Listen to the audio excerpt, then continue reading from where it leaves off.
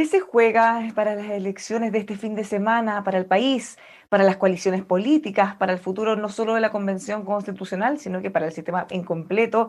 Bueno, vamos a estar hablando de eso, de las expectativas y más junto a Pablo Valderrama, él es director ejecutivo de Idea País. ¿Cómo está, Pablo? Muy buenos días. Hola Bárbara, muy bien. ¿Y tú? ¿Qué tal? Muy bien, estamos ansiosos, muy expectantes de lo que va a ocurrir en esta jornada doble, inédito también. Y justamente en eso, ¿cómo lo estás viendo? ¿Qué se juega Chile este fin de semana?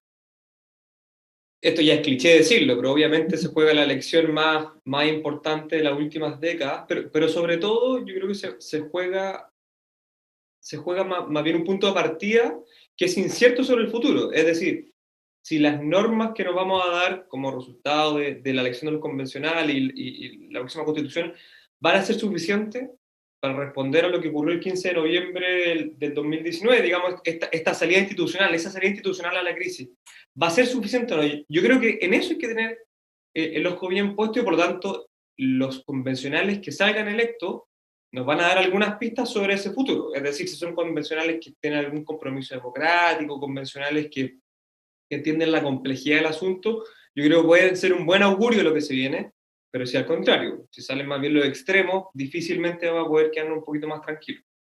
Bueno, puede sonar cliché decirlo, pero también es muy importante en estas últimas horas, considerando gente que no haya decidido todavía ir a votar o no haya decidido por qué candidatos va a tener que votar. Hay un trabajo grande que tenemos que hacer como votantes para poder informarnos y elegir con la información que está disponible, es cosa de buscarla. Nosotros tenemos una guía con todos los candidatos, por ejemplo. Sí, absolutamente. Y yo tengo la sensación, y esto totalmente sensación, de que estamos con un poquito menos de euforia respecto al plebiscito del 25 de octubre del año pasado. Y por lo tanto, yo creo que es razonable pensar que o la participación va a ser parecida o menor, digamos. Yo tengo dudas de que sea mucho mayor, salvo, y acá hay un dato importante, que es que como los alcaldes, esto es una elección también municipal, principalmente alcaldes, y en principio los alcaldes tienen una capacidad movilizadora mucho más que en otras elecciones. Podría ser que lo que yo presupongo que va a pasar en verdad no ocurre, digamos, y que los alcaldes sean capaces de movilizar a mucha gente. Yo espero, obviamente, personalmente, que la participación sea altísima, precisamente para que, no solamente por una cuestión como para entretenernos los que nos gusta ver los números después de las elecciones, sino porque acá, como a propósito de tu primera pregunta, está en juego el futuro de Chile, y si esta elección no cuenta con un nivel de participación alto, puede ser que algunas voces más adelante acuñen, digamos, un problema de legitimidad a este proceso. Es decir, poca gente participó, por lo tanto, poca gente van a ser los que van a determinar el futuro del país, y nuevamente nos entrampamos en una lógica de legitimidad que ya vimos lo que pasó en Chile. Bueno, justamente sí, va a tener mucho que ver con eso. Ahora, a qué se podría deber? Quizás muchos factores, pero ¿por qué no tenemos ese ambiente de elecciones que teníamos, o por lo menos para el plebiscito, y que normalmente teníamos hace mucho tiempo? Cada día pareciera que ha ido disminuyendo. También un tema de las campañas políticas, el despliegue físico que pueden hacer es bien distinto, es mucho más acotado. Sí, no, obviamente son muchas razones y a mí me gustaría tratar al menos una que tiene que ver con la complejidad de esta elección. Eh, el plebiscito era dos opciones por papeleta, digamos, pero en fin, apruebo o rechazo, básicamente. En cambio, acá esto es un conjunto de elecciones que hacen muy difícil entender no solamente por cuántos hay que votar, cómo va a ser el proceso en sí mismo, sino también, sobre todo en el caso de los convencionales constituyentes, quién va a ser electo, digamos. Y eso no sabemos, sobre todo porque bueno, el sistema electoral tiene sus propias particularidades, porque también está la inclusión de la paridad de género, y por lo tanto alguien que tal vez le vaya bien, no necesariamente va a quedar, y ahí el sistema político va a tener que darle explicación a la ciudadanía, es decir, bueno, ¿por qué esta mujer u hombre, da lo mismo, se dio su lugar en beneficio u otro? Eso hace que la elección sea complicada, también lo de los pueblos originarios. Entonces, y a mí me ha pasado, digamos, en más cotidiano, digamos, en mi vida, que muchas veces me preguntan, bueno, ¿cómo va a funcionar esto? Y gente que lee el diario, digamos, a gente que tiene un cierto nivel de interés por la acontecer nacional, no entiende esto. Entonces, esto es una elección rara en ese sentido, y yo creo que eso también genera una cierta distancia. Claro, y sobre todo pensando en que cuando vayan a votar van a tener que ir con paciencia, porque al tener estos cuatro votos con tantos candidatos nos vamos a demorar mucho más de lo que estamos acostumbrados en todas las elecciones. Así es, no, claro, o sea, la verdadera sábana a la que nos vamos a encontrar, al menos en la elección de convencionales y en la elección de concejales, va a ser que además, los que tenemos decidido el voto, digamos, vamos a tener que buscar específicamente, y eso obviamente va a ser mucho más lento el proceso, al menos respecto al 25 de octubre del año pasado, que yo fui vocal de mesa, y en verdad fue un proceso muy expedito, la gente tenía muy claro lo que tenía que hacer, entonces efectivamente acá vamos a tener una situación al menos un poquito más difícil. Bueno, más allá del nivel de participación, ¿qué cosas son las que se esperan? Por ejemplo, ¿cómo podrían quedar reflejadas las fuerzas políticas en la convención? Y bueno, y también después hablemos de las otras elecciones, de los gobernadores, alcaldes, concejales. Sí, acá yo creo que hay que poner el énfasis, Bárbara, en dos partes de la elección. Por una parte, lo lógico, cómo quedan representadas las fuerzas. Y ahí yo creo que principalmente tiene que ver con cómo sale parada la derecha o la centro derecha. ¿Alcanzará o no alcanzará el tercio? Yo soy de los que creen que es razonable pensar que lo va a alcanzar, no tanto porque hayan tremendos candidatos, sino porque el nivel de dispersión de la izquierda, y sobre la base de cómo opera este sistema electoral, hace difícil que algo como eso no ocurra. Pero yo creo que lo más importante, y esto requiere hacer no dos, sino cinco clics, es qué tipo de centro derecha queda. Es decir, y qué tipo de centro izquierda también, por cierto. Porque al final el panorama político se ha puesto más difuso, digamos. O sea, que usted vaya por, sea la UDI, RN, Bópoli, digamos, no necesariamente dice mucho respecto a cómo usted va a votar. Entonces, la pregunta no solamente cómo en el papel quedan distribuidas las fuerzas políticas, sino el tipo de personas electas dentro de cada coalición, lo cual es importante precisamente porque puede alterar la distribución de los votos a la hora de llegar a los dos tercios.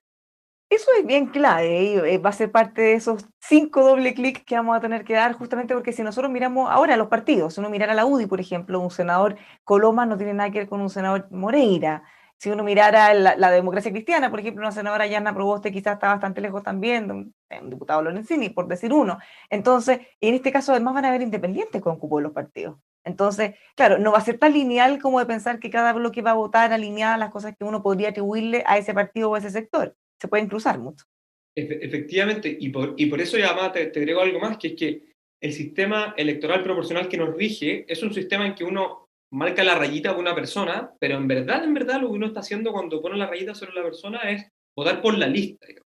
Y por lo tanto, uno en una elección parlamentaria en que hay pocos independientes en cupos D, uno podría decir, bueno, voto por más o menos la lista que más me representa. Acá efectivamente no pasa eso, digamos, precisamente porque hay más independientes y porque el panorama político se ha puesto más difuso. Por lo tanto, acá se vuelve aún más importante no solamente votar por la lista, a la cual uno le tiene un cierto grado de adhesión, sino votar por la persona que en verdad realmente uno le gustaría que salga electa, asumiendo que esa persona responde más o menos a la lógica de esa lista o a lo que uno piensa que es mejor.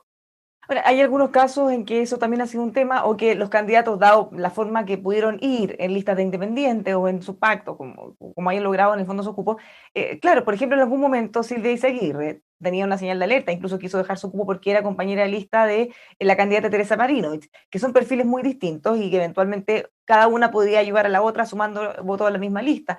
En otras que candidatos Baradit, por decir alguno también, con otros que piensan muy distinto. ¿Eso puede influir o no? ¿O ya hay que tener un nivel de conocimiento demasiado profundo como para, como votante, considerar esos factores? O sea, ahí me encantaría responderte que sí, pero yo creo que somos los más pernos que nos gustan este tipo de cosas, que logramos hacer esas distinciones, pero efectivamente, y sobre todo porque el sistema te dice algo distinto. O sea, uno se enfrenta a una papeleta. Estas no son listas cerradas en que uno marca RN, DC, PS, uno vota por una persona. Entonces, ese nivel de distinciones que yo creo que es importante tenerla a la vista, lamentablemente son aún muy de nicho, y que por lo menos para los que estamos un poquito más creo, informados, sí determina el voto, digamos. Claro, no le puede gustar alto un candidato, pero dice, bueno, y si terminara saliendo de la otra que es muy distinto o el otro que es muy distinto, bueno, puede ser, puede ahí generar alguna discusión. Bueno, ya hablamos de esta posibilidad de alcanzar el tercio de la derecha, centro derecha.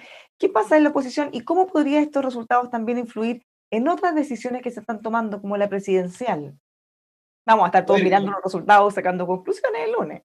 sí, yo creo que para la presidencial hay que poner especial ojo, obviamente, en la elección de convencionales, sin ninguna duda. También en algunas las municipalidades, sobre todo las Condes, hay que poner mucho ojo ahí, tal vez lo que pasa en Providencia. pero sobre todo hay que estar con mucha atención a la gobernación, al gobernador regional y sobre todo de la metropolitana, porque ahí en el fondo lo que está en juego, sobre todo en la izquierda, más que en la derecha, ahí lo que está en juego es qué centro izquierda y qué izquierda va a predominar. Y ahí están corriendo los tres ejes, digamos. Está corriendo lo que no llamaría la exconcertación o, en fin, la centroizquierda más de centro, con Orrego, y además con una de las figuras tal vez más moderadas de ese sector, está corriendo también el Partido Comunista con el Frente Amplio detrás de la candidatura de Karina Oliva. Y un detalle, no es que Daniel Jadwe ha dicho apoyo en abstracto a Karina Oliva, sino que ha participado en actividad en terreno, o sea, ha endosado gran parte de su apoyo. Y Pablo Maltés, apoyado por Pamela Giles, que uno podría decir, bueno, ya Pamela Giles ya rompe el esquema derecha-izquierda, pero vamos para este ejercicio vamos a asumir que está en la izquierda. Y eso es interesante al menos de cara a las presidenciales, porque nos puede dar algunas luces de qué fuerza política va a ser capaz de imponerse con un poquito mayor de preponderancia de cara a la elección presidencial. Y por eso yo creo que hay que tener mucho ojo ahí con lo que ocurra con Pablo Maltés. Algunos dicen que si es que sale tercero, es decir, si sale Orrego, Parot, Maltés, para el Partido Humanista y por lo tanto para Pamela Giles, digamos, eso podría ser un triunfo. Y tal vez, bueno, los que hemos manifestado una clara oposición a ella, digamos, hay que intentar que Pablo Maltés no salga ni tercero ni cuarto, digamos. Pues otros han planteado la posibilidad que incluso saliera segundo. ¿Qué tan poco probable o probable es que eso ocurriera? A ver, yo tiendo a pensar que es muy difícil. Obviamente en esto no hay nada cierto, pero yo tiendo a pensar que es muy difícil, sobre todo porque tiendo a pensar que Catalina Barot va a sacar más votos que él. Obviamente acá uno no sabe y puede jugar a futurólogo, pero pocas herramientas tiene para jugársela tan categóricamente. Pero puede ser interesante quizá para más que a otros lo que pase con el alcalde Jadwe, porque parte de la fuerza que él tiene últimamente, hace mucho tiempo, tiene que ver con el desempeño que él tiene en las encuestas. Él ha sido posicionado muy fuertemente, está liderando o peleando los primeros lugares. Entonces, ¿cómo se refleja ese apoyo? ¿Cómo le va a los candidatos comunistas, los candidatos del Frente Amplio también que han participado junto a él en algunos sectores emblemáticos? Por supuesto que podría dejarlo mejor o peor pie para lo que va a ser las primarias de la oposición.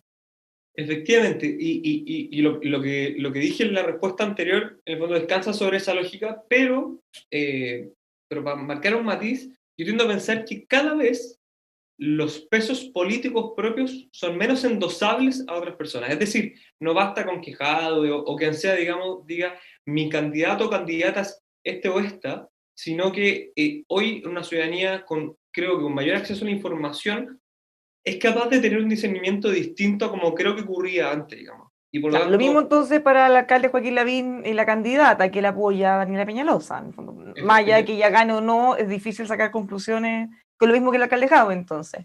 efectivamente, pero o sea, yo creo que el matiz ahí no es tanto el cálculo electoral que se puede sacar después, sino que tiene que ver más bien con una especie de ánimo, ímpetu o cómo queda la moral. Lo cual para una campaña es fundamental, pues una campaña con la moral baja es distinto a una campaña con la moral arriba, y en ese sentido puede ser importante, digamos. O sea, si efectivamente Daniela Peñalosa no gana la municipalidad de Las Condes, efectivamente puede haber, desde el punto de vista del ánimo, digamos, la campaña presidencial de Joaquín Lavín puede verse deteriorada, pero yo no creo, o al menos yo no soy de los que piensa que hace presagiar, digamos, una derrota electoral después. Me parece que eso es muy tensionado, ese análisis.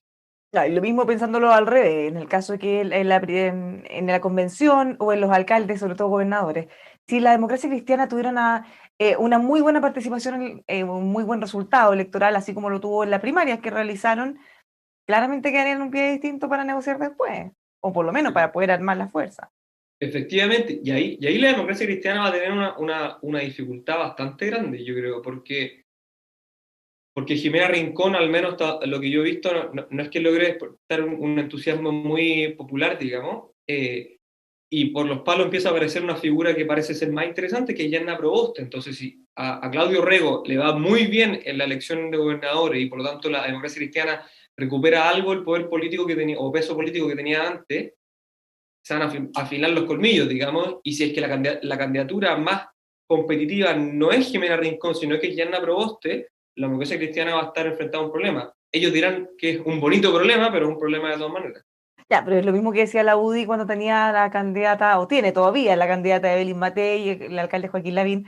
Es bonito problema en el sentido, dicen, de tener a dos candidatos bien posicionados, pero tener que optar por uno, ¿no? De lindo no ha tenido tanto. No, claro, claro. Ahora, El bonito problema sigue siendo un problema. ¿existe una posibilidad real en la democracia cristiana que hicieron un cambio? Porque la senadora Jimena Rincón, que es quien lidera el partido en este momento, es la candidata oficial del partido, dice que eso ya está totalmente zanjado. ¿Hay alguna posibilidad real de que hubieran cambios? Yo creo que absolutamente sí, sobre todo si es que la democracia cristiana tiene algo de olfato político para darse cuenta de que si Yasna Proboste sigue creciendo en la encuesta y sigue teniendo este aura más republicano, la democracia cristiana desde Frei Ruiz Tagle va a tener la posibilidad de o volver a la presidencia, tener un candidato verdaderamente competitivo. Y eso es muy importante no solamente por si gana o no la presidencial, sino que es para recuperar ese espacio político que al menos en la última elección presidencial y parlamentaria perdió absolutamente. O sea, no tengo a la vista el número específico que sacó Carolina Goich, pero cerca del Mm. 5%. La cantidad de diputados que bajó la democracia cristiana también fue significativa. Entonces, acá yo creo que si que se está pensando en el futuro y no solamente en la próxima elección, digamos, la democracia cristiana creo que requeriría algún tipo de habilidad política precisamente para darle viabilidad a su proyecto político. Claro, o sea, para que pudieran capitalizar eventualmente este buen resultado, si lo tuvieran, por supuesto, nada está Claro. visto todavía. Ahora, saliéndonos del nivel de alianza o de la elección presidencial, ¿cuáles son las principales sorpresas o las cosas que estamos mirando atentamente donde están las mayores disputas o los resultados más emblemáticos A en ver, estas cuatro papeletas? sí, a ver, yo por lo menos a nivel municipal creo que hay que tener, esto ya lo dije antes, pero obviamente ojo en Vitacura, Las Condes, dos lugares en donde se está disputando, o la disputa es muy férrea entre Chile Vamos y el Partido Republicano. Hay que tener especial ojo, y esto no se ha dicho suficientemente, en la Comuna Independencia. En la Comuna Independencia, hoy alcalde Gonzalo Durán, ex socialista, actual frente amplista, que está siendo desafiado, digamos, por una candidatura joven de Chile Vamos, que es Juan Carlos Gasmuri, que en el último tiempo, a propósito de lo que hablamos de una campaña con una moral alta, ha demostrado una moral bastante alta, digamos, yo seguí esa candidatura, y ahí puede haber una sorpresa que tal vez no va a mover todo el panorama político, pero sí puede ser un golpe muy duro para el Frente Amplio perder a una persona que ha estado mucho tiempo en matinales, Gonzalo Durán, que ha tenido un nivel de exposición pública altísimo. Si es que ahí hay una sorpresa, eso puede ser algo que hay que especial tener a la vista. Lo mismo, por cierto, Maipú. Katy Barriga ha estado bastante cuestionada en el último tiempo y la candidatura de Tomás Bobanovich del Frente Amplio puede levantar algunas sorpresas. Bueno, por cierto, Santiago, Puente Alto, en fin. Y lo último, nuevamente con el Frente Amplio, es Viña y Valparaíso. A pesar de que Jorge Char va como independiente, es indudablemente de ese sector político, y lo mismo Viña del Mar. Si es que la UDI va a poder seguir con su hasta ahora hegemonía o si la candidatura frente amplista va a lograr levantar ahí una sorpresa, puede ser que termine por consolidar la quinta región como básicamente la cuna o el semillero más importante del Frente Amplio en Chile. Y en cuanto a los alcaldes, o por ejemplo Valparaíso, de Viña, el alcalde Char, ¿qué posibilidades ven de que pudiera ser reelecto? A ver, yo pienso que la tiene bastante compleja, aunque pues, también para la elección anterior tenía, o al menos la encuesta no le daban mucha ventaja, pero ha sido un municipio muy cuestionado, no solamente en términos de gestión, o sea, y además, no sé si tú, Bárbara, has podido ir a Valparaíso en la gestión de Jorge Char, pero hay que tomarse un rabotril antes de ir, porque el nivel de miseria en el sentido de deterioro de la ciudad es brutal. Pero además de eso, porque políticamente ha sido una persona bastante equívoca, digamos. Perdió el apoyo de ese grupo ciudadano que levantó su candidatura. Hay un libro que yo no me lo he leído, pero varias personas me lo han recomendado, que muestra cómo ese apoyo ciudadano popular que tuvo Jorge Chávez en un minuto, luego se volvió en contra de él cuando él tomó una serie de decisiones en contra del mismo grupo que lo había levantado. Y además rompe con el grupo de Gabriel Boric. No todo el mundo del Frente Amplio lo está apoyando ya, por lo tanto no me atrevo a tirar un porcentaje, pero indudablemente que tiene la tarea cuesta arriba Jorge Chávez. Bueno, vamos a estar muy pendientes. Todos quienes quieran seguir también al detalle, los dejamos invitados para que estén con nosotros en emol.com. Muchísimas gracias, Pablo, por haber conversado con nosotros. ¿Hay alguna cosa en especial que quizá no hayamos abordado, pero algún resultado o algo que estés especialmente atento para el domingo? Le está preguntando a alguien que va a estar frente a Emol TV, o sea, Emol actualizando permanentemente, y por lo tanto, en general todo, pero yo creo que hay que tener especial interés en lo que ocurre en Independencia. Háganme caso, digamos, ahí hay algo interesante que no está tanto en la prensa, pero que puede ser bien sorpresivo. Ya, si hay una sorpresa, nos vamos a acordar inmediatamente de Pablo Valderrama. Muchas gracias por haber conversado con nosotros. Gracias a ti, Bárbara, un abrazo. Ya, pues los dejamos invitados a seguir junto a nosotros todo este proceso de la elección, por supuesto, sábado y domingo aquí en emol.com.